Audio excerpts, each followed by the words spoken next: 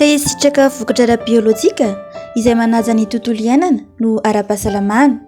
Te hampitombo ny ara-bola ihany koa na hampihena ny fandaniana ao an-trano. Nefa ianao dia mivelona ety andrenivohitra, tery ny toerana misy anao. Fa indrindra kely ihany koa ny fotoana anananao. Inona hoy ianao no vahaolana? Indro atolotra ianao ny fambolena an-tanan-dehibe. Ny fambolena an-tanan-dehibe dia fambolena voasokajy atao ety andrenivohitra sy ny manodidina azy, izay miseho amin'ny endrika maro samihafa, ary entanina ny anaovana azy mba hiadiana amin'ny tsy fanjarian-tsakafo sy ny fiovan'ny toetr'andro. Izy dia tsy mitaky toerana malalaka be satria afaka atao eny an-tokotany izy na ihany koa eny an-jaridaina. Afaka atao amin'ny endrika maro samihafa izay tianao ka manome ravaka ny tanàna misy anao. Izy ihany koa dia afaka atao eny amin'ny terasy na izany eny an-davarangana. Afaka atao anatina tavoahangy plastika ihany koa na bidon ny voly ety an-tanan-dehibe.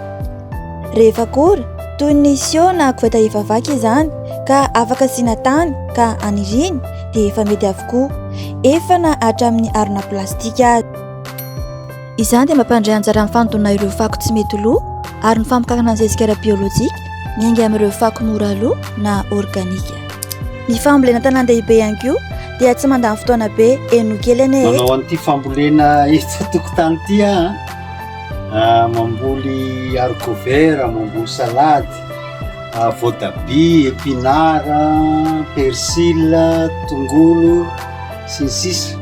Tsy dia betsaka le izy fa parcelle kely 3-4 ny atao. Izy tsy sarotra satria tsy dia mandany fotoana satria za miasa mampianatra fa maraina maraina kely manondraka dia ny hariva koatra izay. Dia rehefa weekend zay mba mikarakara, manao ny fihavana sy ny sisa. Ho fanampin'izay dia fantaro fa ny fambolena an-tanan-dehibe dia mampitombo ny zava-maniry ety andrenivohitra izay feno fanorenana tokoa ankehitriny. Izany dia manadio ny rivotra ary manamando ny habakabaka.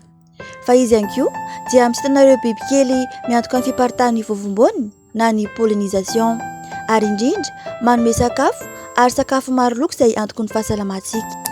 Noho izany, ny fambolena an-tanan-dehibe dia mampandray anjara anao amin'ny adiny tsy fanjarian-tsakafo, amin'ny fiatrehana fiovan'ny toetr'andro, amin'ny fiarovana ny tontolo iainana.